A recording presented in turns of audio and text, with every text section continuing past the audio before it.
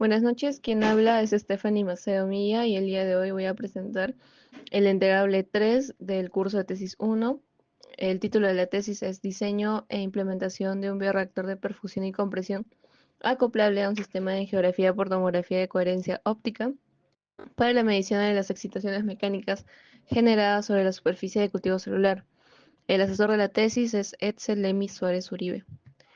El objetivo general de la tesis es diseñar e implementar un bioreactor de perfusión y compresión acoplable a un sistema de geografía por tomografía de coherencia óptica, el cual en esta presentación vamos a conocer por sus siglas en inglés como OCTA, para la medición de las excitaciones mecánicas generadas sobre la superficie de cultivo celular.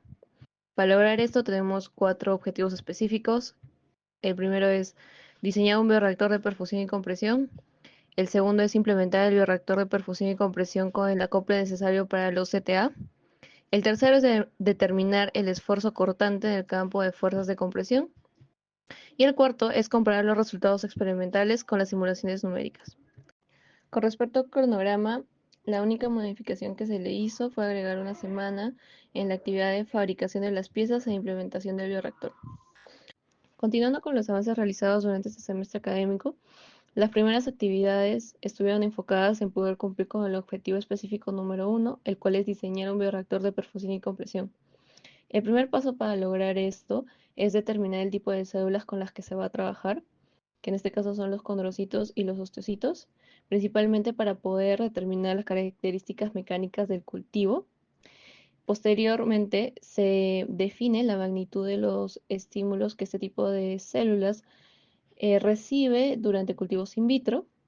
Y esto es precisamente importante ya que nos permite determinar los rangos de trabajo de nuestro sistema, ya que el estímulo de compresión va a ser entregado a través de una presión que el sistema va a ejercer sobre el cultivo celular, mientras que el estímulo del esfuerzo cortante, de la misma manera, va a ser entregado por el sistema a través del flujo del medio de cultivo.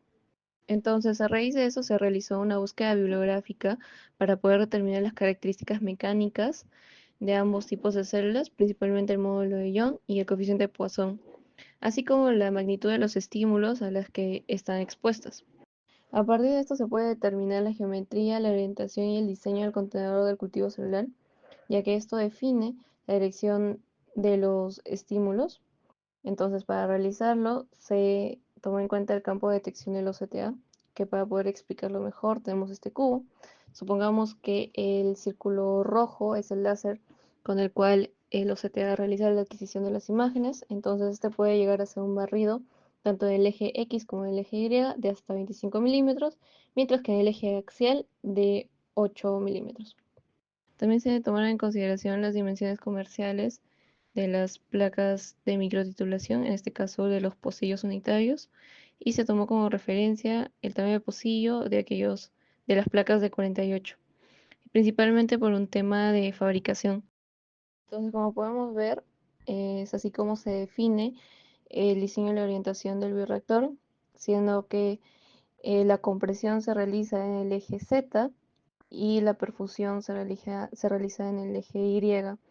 Esto nos permite hacer una lectura del área de formación y el esfuerzo cortante en el plano XY.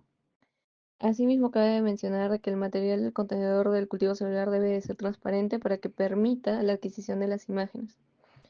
Entonces, a partir de este punto ya podemos determinar los valores de presión y de flujo. Para esto nos ayudamos del software Console Multiphysics, el cual nos permitió realizar un análisis de elementos finitos a través de simulaciones. Entonces, en el caso de la presión, el cual está ligado al estímulo de compresión, primero se modeló un disco de radio de 5,5 milímetros y una altura de 50 micras para poder mimetizar un cultivo de monocapa de células y para poder diferenciar entre si es un cultivo de condrocitos y ostocitos, simplemente se les cambia las características mecánicas del material. Y lo que se realizó fue aplicar una presión sobre este disco y determinar cuánto se comprimía con respecto a su altura. Mientras que por el lado del flujo, luego modelamos en el mismo software el recorrido del flujo y como se puede ver tiene una forma bastante particular Esto con la finalidad de poder homogeneizar el esfuerzo cortante en la superficie de cultivo, ya que este es el estímulo que se quiere lograr. Entonces, en ambos casos se realizaron iteraciones y se pudieron hallar los rangos de trabajo que el sistema debería de ofrecer. Posteriormente, se pasó a la optimización del bioreactor. Esto principalmente se hizo a través de un análisis estadístico, en las cuales se quiso evaluar si es que los estímulos aplicados a todo el sistema afectaban al contenedor.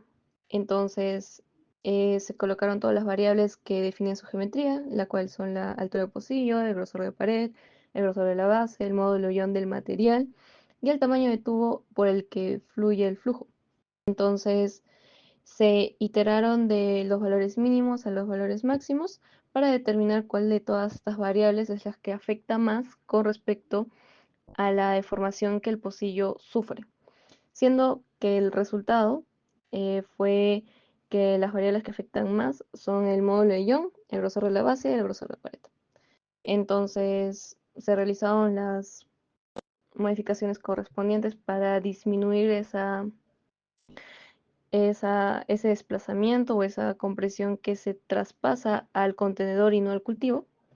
Y como se puede ver en la siguiente tabla, se determinaron las dimensiones finales del pocillo. Esto nos da pie para continuar con el objetivo específico 2, el cual es implementar el bioreactor de perfusión y compresión con el acople necesario para los CTA. Ya que tenemos las dimensiones definidas del contenedor del cultivo celular, podemos pasar a su modelado 3D usando el software Fusion 360. En la mano izquierda podemos ver el modelado 3D del contenedor de cultivo celular y el de la tapa. Ambas piezas van a estar hechas de polidimetilsiloxano, mejor conocido como PDMS, mientras que en la mano derecha tenemos un pequeño acople que permite la manipulación del contenedor sin que éste se rompa, que va a estar hecho de PLA. En la siguiente diapositiva se puede observar la fabricación de ambos pares de piezas. Como se puede ver en la mano izquierda, se observa tanto la tapa como el contenedor del cultivo celular hechos en PDMS. Y en la mano derecha tenemos el acople de PLA. Como se puede observar, en su base tiene un pequeño agujero que permite la adquisición de las imágenes. Asimismo, se realizó una pequeña prueba con el OCTA en la cual se puede diferenciar tanto el acople de PLA como las capas de PDMS. Finalmente, el avance de la tesis es de un 100% con respecto a lo que se iba a avanzar durante el curso de tesis 1. Muchas gracias.